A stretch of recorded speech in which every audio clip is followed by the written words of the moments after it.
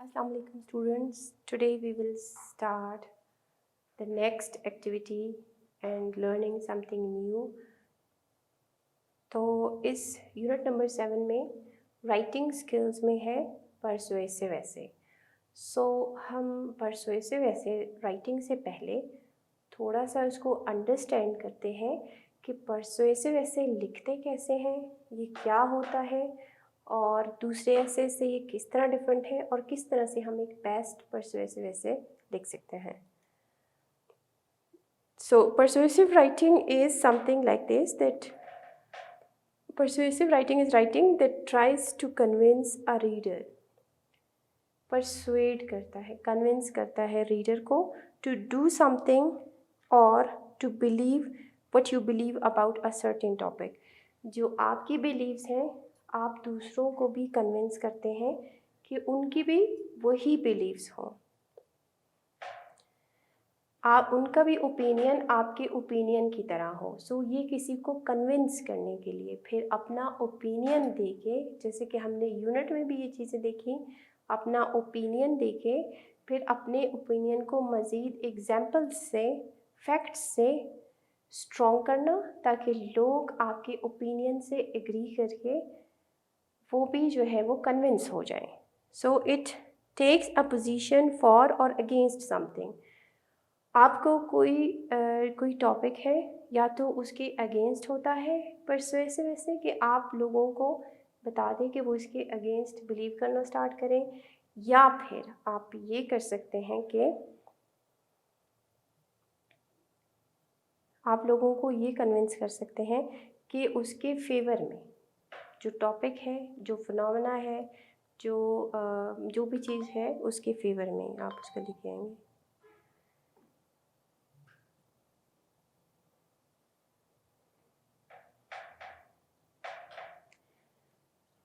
ये आपका ओपिनियन है, आप किसी भी टॉपिक के अगेंस्ट या फिर उसके फेवर में जो है वो अपना ओपिनियन कायम करते हैं और दूसरों को कन्विंस करते हैं। Persuasive writing can be used. अच्छा, कहाँ कहाँ हम इसको इस्तेमाल कर सकते हैं, इसकी पर्पस है और फिर उनकी स्टेटमेंट्स हैं, ठीक है।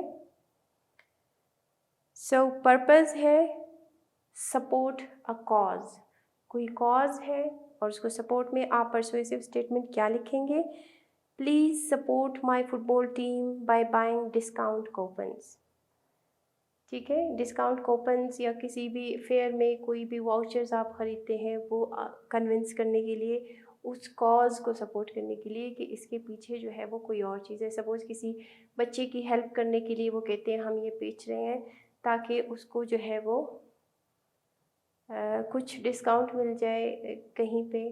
तो इस तरह के अगर कोई कॉज है उसमें आप परसुएसिव राइटिंग कर सकते हैं।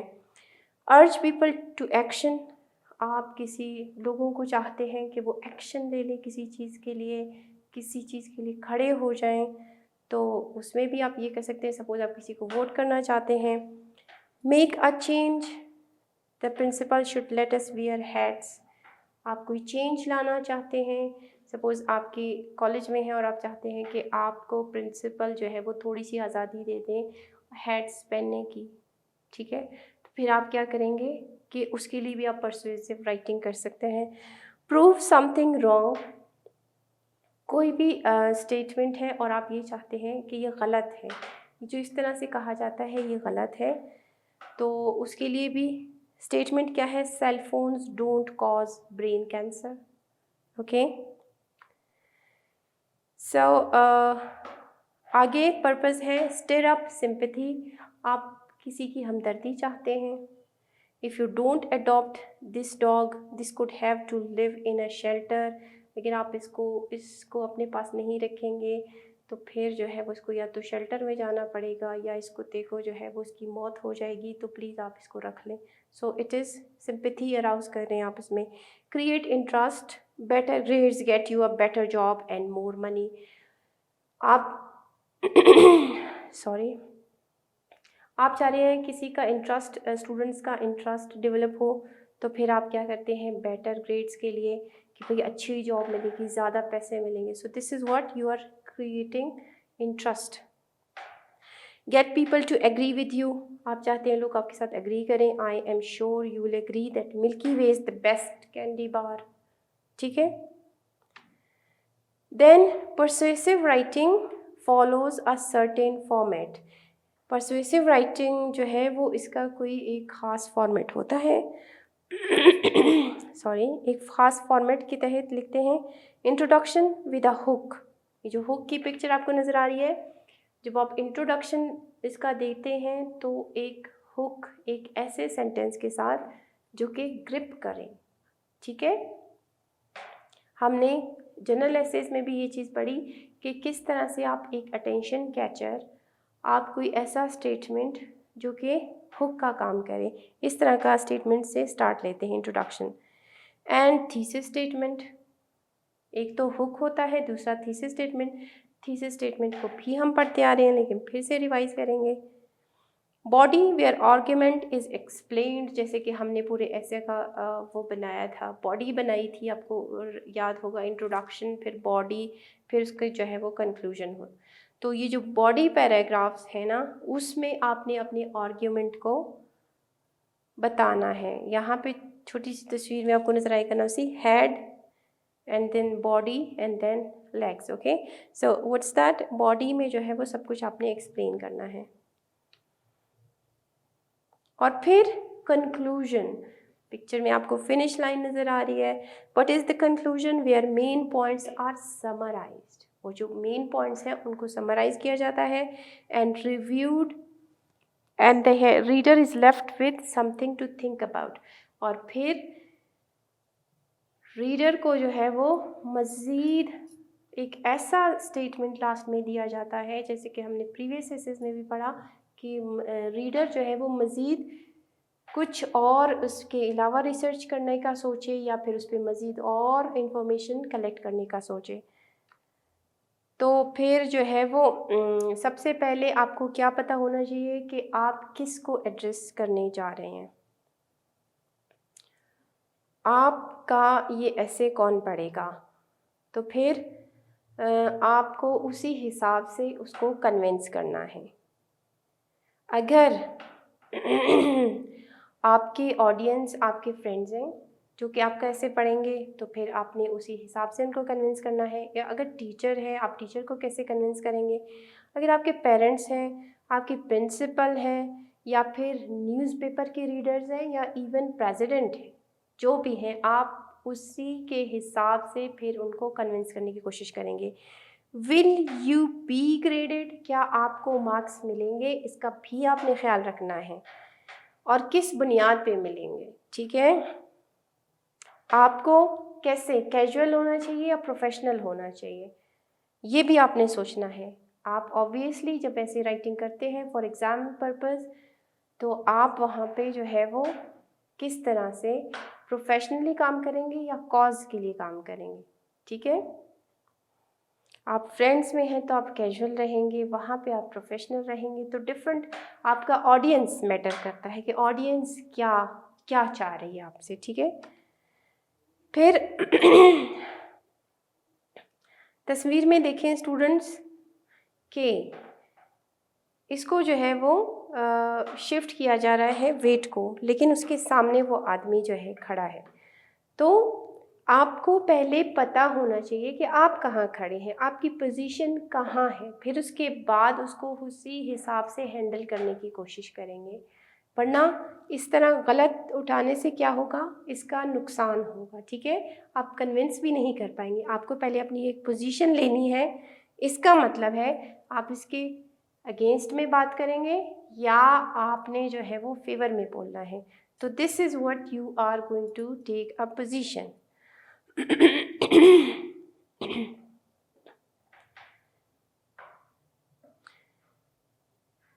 और जो पोजीशन जो आपका है, जो आपके ओपिनियन है, आप उस टॉपिक के फेवर में हैं या उसके अगेंस्ट में हैं, वो ओपनिंग पैराग्राफ में ही आप मेंशन करेंगे, जो कि आपका इंट्रोडक्शन है.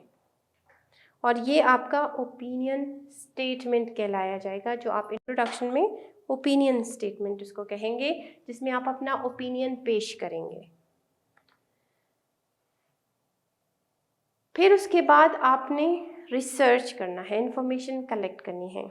अगर आप अपने रीडर को कन्विंस करना चाहते हैं तो आपके पास ज़्यादा से ज़्यादा इंफॉर्मेशन होनी चाहिए।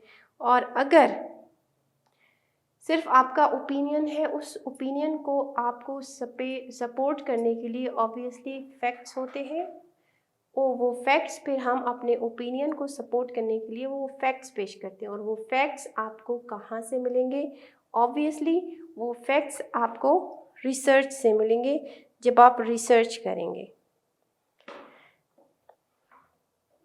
और जो एग्जाम्पल्स आपको चाहिए होंगी, आपको फैक्ट्स चाहिए होंगे जो कि एग्जाम्पल्स की सूरत में मिलेंगे। और फिर आपने रिसर्च जो है वो ज़रूर करना है। सो लुक एट द कार्टून। आपको क्या नज़र आ रहा है? There you go son, just what you wanted, a chocolate lab। तो उसके लिए ऑब्वियसली उसने रिसर्च किया होगा विली वोंका का चॉकलेट लैब किस तरह से है, तो फिर उसने डिमांड की होगी। ठीक है। 4, make a plan and then write. जब आपने रिसर्च कर लिया, आपने डाटा कलेक्ट किया, आपने सपोज ब्रेनस्टॉर्म किया, फिर उसके बाद आपने डाटा जब कलेक्ट किया तो फिर आपने क्या करना है?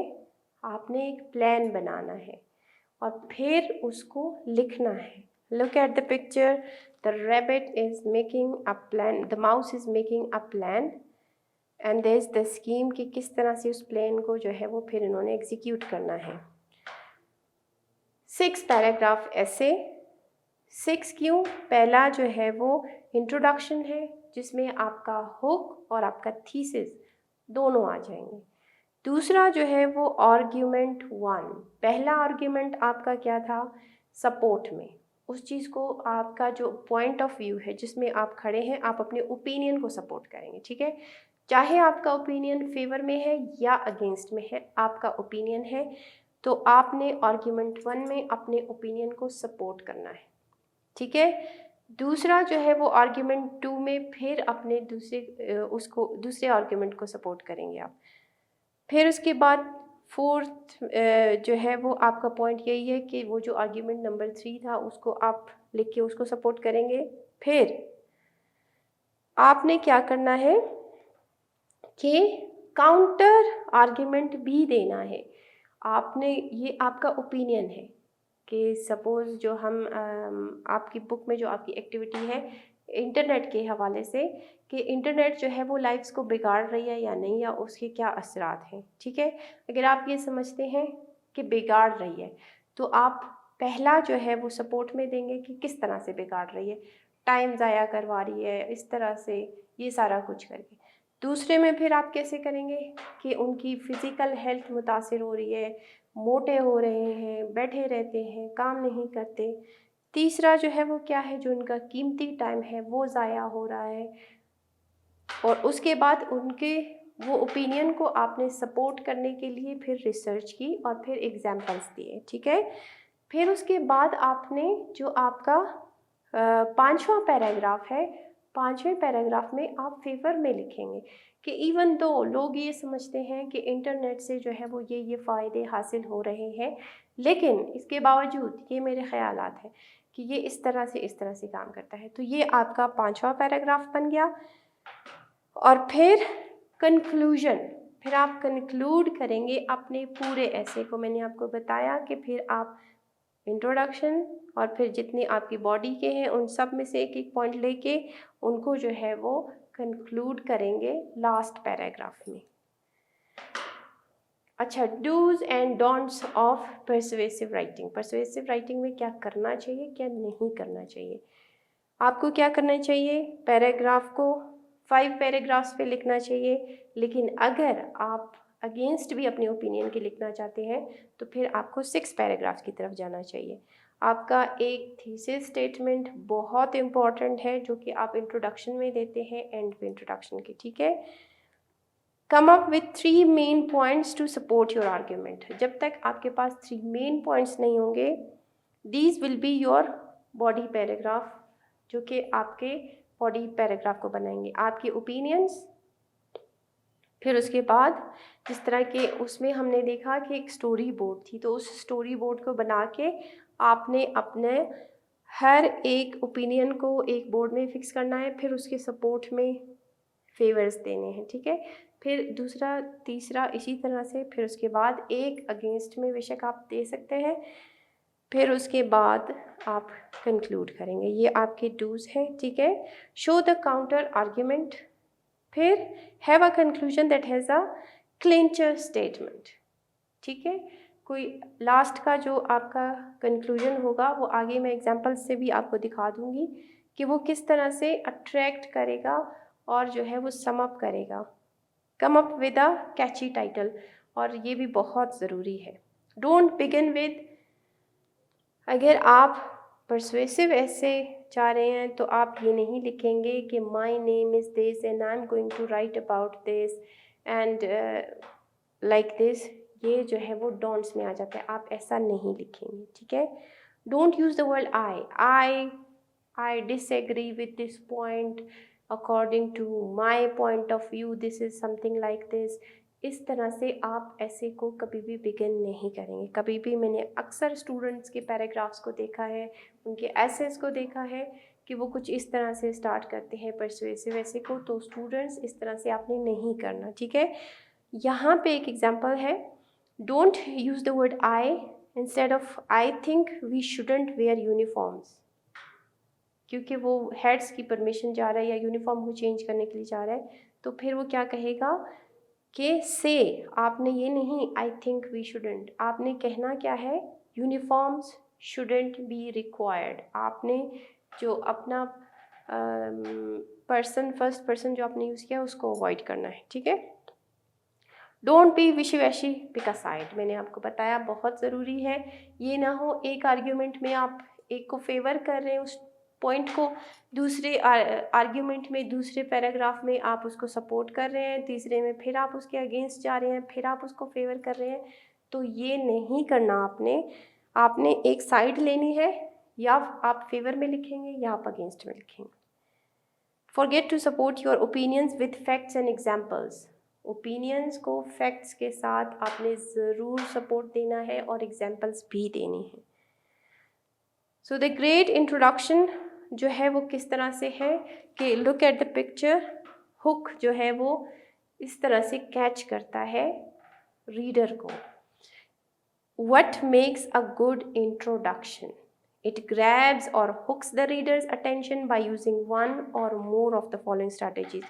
Strategies नीचे दी हुई हैं कि आपने जो है वो एनेक्डोट और सिनेरियो, कोई छोटा मोटा सा एक वाकया जो आम डेली लाइफ में हुआ है एनेक्डोट, वो आपने बता दिया, या आपने किसी फेमस कोटेशन को किसी के नाम के साथ कोट करके स्टार्ट किया, या फिर आप उसको क्वेश्चन के साथ भी स्टार्ट कर सकते हैं।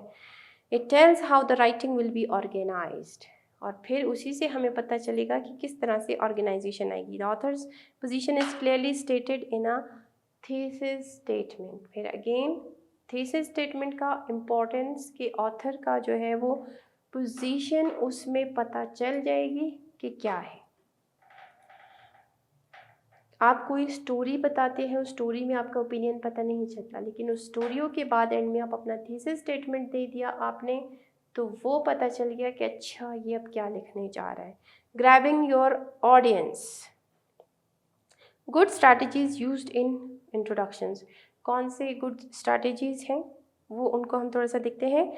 यूज एन एनेक्डोट और scenario, the writer provides a personal experience और made up situation to introduce the position. आप चाहते हैं कि यूनिफॉर्म्स ना हो, तो फिर आप कोई ऐसा एनेक्डोट दे दें कि इस तरह से मैं एक दफ़ा अचानक इस तरह से यहाँ पहुँचा तो वहाँ पे उस स्कूल में कोई यूनिफॉर्म नहीं था और ये इस तरह से कर रहे थे। तो this is a sort of, जब मैंने उससे पूछा कि वो क्या कर रहा है, तो उसने कहा कि भाई मैं तो कॉलेज में मौजूद हूँ, मैंने यूनिफॉर्म पहना हुआ है, मैंने यूनिफॉर्म नहीं पहना हुआ लेकिन ये हमारे कॉलेज का और मुझे इतना अच्छा लगा। सो दिस इज़ समथिंग एनेक्डोट, कोई बस से आप छोटी सी सिनेरियो बयान कर देंगे, ठीक है। फिर questioning, the writer asks thought provoking questions to capture the reader.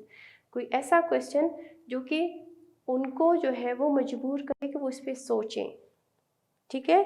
फिर उसके बाद इंटरेस्टिंग फैक्ट और स्टैटिस्टिक्स में आप, अगर आप चाहते हैं कि नहीं फैक्ट्स मैं देना चाहता हूँ, तो फिर आपने इंटरेस्टिंग पीस ऑफ इंफॉर्मेशन देनी है, कोई ऐसे फैक्ट्स के साथ जो कि रीडर को अट्रैक्ट करें। अब हम देखते हैं, लेट्स ले, you could start with a riddle. कोई रिडल भी आप दे सकते हैं, पहेली से आप स्टार्ट ले सकते हैं। So look at the picture, get your readers attention with a challenging thought. What's plain and boring? What makes all students in a school building look the same and lose their individuality? Now see, it's attracting. क्या है जो कि उनकी individuality ख़त्म हो जाती है, उनकी अपनी पर्सनैलिटी ख़त्म हो जाती है, नहीं होना चाहिए। If you guess uniforms, you are correct. You could begin with a strong statement. Strong statement क्या है? Fast food consumption has risen 500% since 1970s and today reaches nearly every part of society including some public school cafeterias. कि ये जो है यहाँ तक भी पहुँच गया है फास्ट फूड्स का consumption. You could open with a quotation. आप किसी एक को कोट करके जो है वो इसने फास्ट फूड के बारे में ये कहा है, यूनिवर्सिटी ऑफ डेलावेयर प्रोफेसर, और उसने जो है वो ये कहा है, तो पूरा उसकी कोट इन्वर्टेड लाइंस के साथ ये बातें उसने कही थी, वो आप उससे स्टार्ट ले सकते हैं, कोटेशन से। ठीक है। Open with an interesting fact.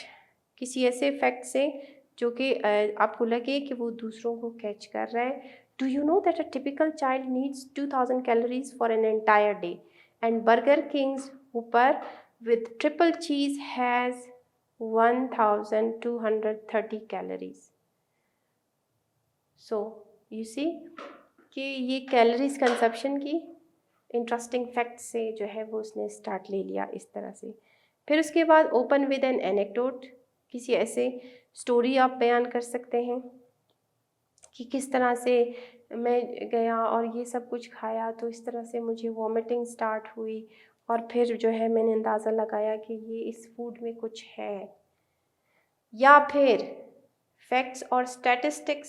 Statistics आपको पता है, फिगर्स में आप कोई भी चीज़ दे सकते हैं, परसेंटेज सारा बता के 30% of children in survey ate fast food on any given day during the survey and they ate an average of 187 calories a day। तो आप इस तरह से भी दे सकते हैं। ठीक है। फिर you could open with a quotation with a question, sorry, आप किसी क्वेश्चन से भी स्टार्ट ले सकते हैं। How many times have you eaten fast food this month? या फिर outrageous statement, क्या है इसकी एग्जाम्पल?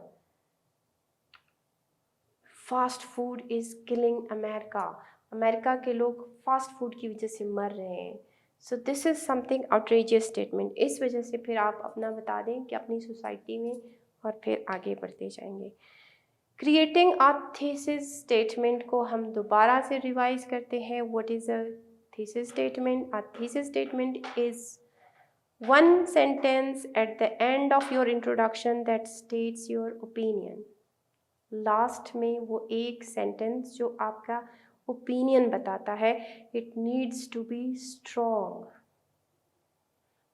फर्स्ट आपने क्या किया? Choose 3 main focus points. आपने मेन फोकस पॉइंट्स 3 लिखे जिस पे आप अपना जो है वो आर्ग्यूमेंट डेवलप करेंगे। फिर उसके बाद बॉडी पैराग्राफ, वही जो मेन पॉइंट्स होंगे वो फिर क्या होगा, टॉपिक सेंटेंस होगा, और फिर आप उसके हिसाब से डिटेल्स देंगे। लेकिन 3 मेन आइडियाज़ पॉइंट्स आपके जहन में होने चाहिए थीसिस स्टेटमेंट के लिए। ठीक है। फास्ट फूड के लिए अगर आप फास्ट फूड को एग्जांपल लेते हैं तो फिर हम देखते हैं कि कैसे होगा thesis statement. Fast food 3 discussion points क्या है? Rapidly increases weight. दूसरा क्या है? Causes high blood pressure. तीसरा क्या है, लीड्स टू स्लगिशनेस। तो फिर आप, ये तो आपके पास पॉइंट्स आ गए। अब आप थीसिस स्टेटमेंट को किस तरह से लिखेंगे। 3 पॉइंट्स को लेके उनको समराइज़ किया, फिर उसके बाद आपने एंड पे पैराग्राफ के अपने थीसिस स्टेटमेंट को रखना है। 3 मेन फोकस पॉइंट्स जो थे वो हम इसको लिख लेते हैं। I believe fast food is harmful because, I believe fast food is harmful because it rapidly increases weight. अब इंक्रीजेज वेट पे एक paragraph, causes high blood pressure इस पे दूसरा paragraph, and leads to lethargy, sluggishness, lethargy, laziness. तो ये 3 points हो गए, ठीक है। तो आप थीसिस स्टेटमेंट को कंप्लीट किस तरह से कहेंगे, ये फोकस पॉइंट्स के बाद आप इसको आई believe fast food has negative health effects, क्योंकि ये सारे हेल्थ इफ़ेक्ट्स की तरफ ही जा रहे हैं। तो फिर आपने इसको कंप्लीट किया, ये चीज़ें दे के ये बात बता दी। ये आपका ओपिनियन है with 3 discussion points. Our introductory paragraph catchy title होना चाहिए, fast food is killing America, ठीक है। हुक द रीडर, आपने हुक किया, वो जो बर्गर किंग ऊपर का जो था उससे आपने इसको कैलोरीज का बता के आपने इसको हुक किया। That is far more calories than anyone needs in one day. Fast food consumption has risen 500% since 1970 and today reaches nearly every part of society including some public school cafeterias. You remember हमने उन तमाम को यहाँ पे compile किया। फिर उसके बाद अब thesis statement, fast food is harmful. मैंने आपको बताया आई थिंक या आई बिलीव आप नहीं लिखेंगे, बल्कि आप उसको किस तरह से लिखेंगे, होगा आपका ओपिनियन लेकिन जनरलाइज करके लिखेंगे। Fast food is harmful because it rapidly increases weight, causes high blood pressure and leads to sluggishness. Fast food is bad for your health. अब ये एरोज आपको बता रही हैं हुक द रीडर कहाँ पे है, थीसिस स्टेटमेंट कौन सा है, और फिर 3 आर्ग्यूमेंट्स जो है वो कहाँ है, ठीक है। 3 सपोर्टिंग पैराग्राफ्स में आपने क्या लिखा, use each of the main argument, her argument को आपने यूज़ किया और उसको एक्सपेंड किया, आपने उसी के हिसाब से फैक्ट्स दे दिए। अब एग्जाम्पल में क्या है, we would write 1 paragraph on how fast food increases weight. एक पैराग्राफ पे आपने ये लिखा किस तरह से उसकी वजह से वेट गेन हो रहा है। 1 paragraph on how it causes high blood pressure and 1 on how it leads to sluggishness. इन तीनों को लेके आपने एक पैराग्राफ लिखा। फिर you will need to show the other side, मैंने आपको बताया आप उसके अगेंस्ट भी लिख सकते हैं, तो आप अदर साइड भी शो करेंगे। How many of you have been in a discussion with someone and you remember saying yeah that's true but, लेकिन हम जब ये कहाँ कहते हैं, जब हम कहते हैं हाँ ये है लेकिन ये बात है, तो ये आपका जो है वो अदर साइड भी आप शो कर रहे होते हैं। इसको हम क्या कहते हैं, इसको हम कहते हैं counter argument. You will need to tell your reader what the counter argument is and prove why it shouldn't matter. फिर एग्जाम्पल्स को देख लेते हैं। Other side of the story आप किस तरह से लिखेंगे, explain why your opinion believes what they believe, your opposition believes, आप ये क्यों समझ रहे हैं कि वो जो आपके मुखालिफिन हैं वो ये समझते हैं कि फ़ास्ट फूड से जो है वो बहुत अच्छा है, या ये कोई इतना बड़ा मसला नहीं है, या अगर कभी कभी आप लोग खाएं एक तो ये जल्दी तैयार हो जाता है। ये आपके अपोज जो आपको कर रहे हैं, जो आपके ऑपोजिशन में है, ये उनके पॉइंट्स हैं। आपके पॉइंट्स तो आप स्ट्रेट अवे कह रहे हैं कि भाई फास्ट फूड्स को नहीं लेना चाहिए, ठीक है। एग्जाम्पल देख लेते हैं। A fast food company wouldn't agree with points in this essay. Straight away इन्होंने लिखा कि वो जो कंपनीज हैं वो तो नहीं एग्री करेंगी। They would have lots of reasons why fast food is good, क्योंकि उनके रीजंस हैं it's convenient, it's fine if eaten in moderation. These arguments just don't hold up when you take all the facts into consideration. फिर आपने क्या कहा कि नहीं, ये सारी बातें अगर वो कर भी रहे हैं लेकिन इसके बावजूद क्या है कि ये जो है उसके नुकसानात पे पर्दा नहीं डाल सकते, फास्ट फूड के नुकसानात नहीं छुपा सकते हमसे। फिर कंक्लूड और एंड योर एसे। अब हम बॉडी पे हमने डिस्कस किया, अब हम कंक्लूजन की तरफ जाते हैं। किस तरह से कंक्लूड करते हैं? What makes a good conclusion? Last paragraph summarize your main points जितने दिए थे वो आपने समराइज किए। फिर उसके बाद call the reader to action, anecdote और scenario, make a prediction and using one और more of the following strategy. जब आप एंड करते हैं एनेक्डोट से करें या जो है वो कोई प्रिडिक्ट करें कि अगर लोगों ने स्टॉप ना किया फास्ट फूड तो ये हो जाएगा, या फिर रीडर की अटेंशन के लिए जो है वो कोई स्टोरी आप बता दें। The last paragraph wraps up the writing and gives the reader something to think about. मैंने आपको बताया कि हमेशा लास्ट पैराग्राफ में रीडर फिर कुछ सोचने पे मजबूर हो जाता है। स्ट्रैटेजीज फॉर कंक्लूजन, कंक्लूजन की भी स्ट्रैटेजीज हैं। Call to action, I challenge you to watch what you eat and to avoid fast food. अब देखें, कॉल टू एक्शन है, मैं चैलेंज करता हूँ कि अगर आप लोग देखें कि आप क्या खा रहे हैं तो आप कभी भी ना खाएं। या फिर प्रोवाइड अ सोल्यूशन, उस मसले का हल। Fast food doesn't have to be bad food, make better choices like salads, fruits and low fat treats. अब ये क्या है? एक सोल्यूशन दे रहा है कि फास्ट फूड जो है वो बैड फूड नहीं होना चाहिए, सैलेड्स उसमें होने चाहिए, फैट्स कम होने चाहिए, कैलोरीज कम होनी चाहिए, तो फिर वो अच्छा बन सकता है। या फिर make a protection, if people continue to eat lots of fast food, फिर क्या हो जाएगा?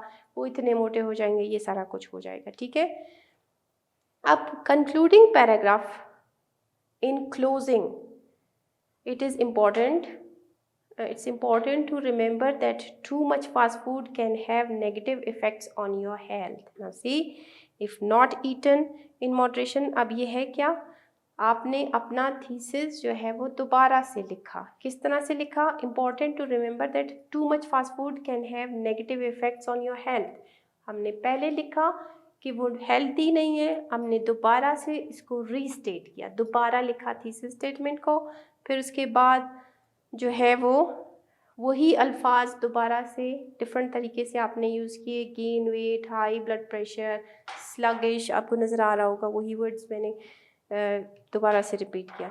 फिर आपने एंड क्या करना है? ये सारा कुछ eat healthy and make good choices. अपने एंड किस तरह से करना है? A comment, don't make your body suffer, इस तरह का कोई कमेंट दे।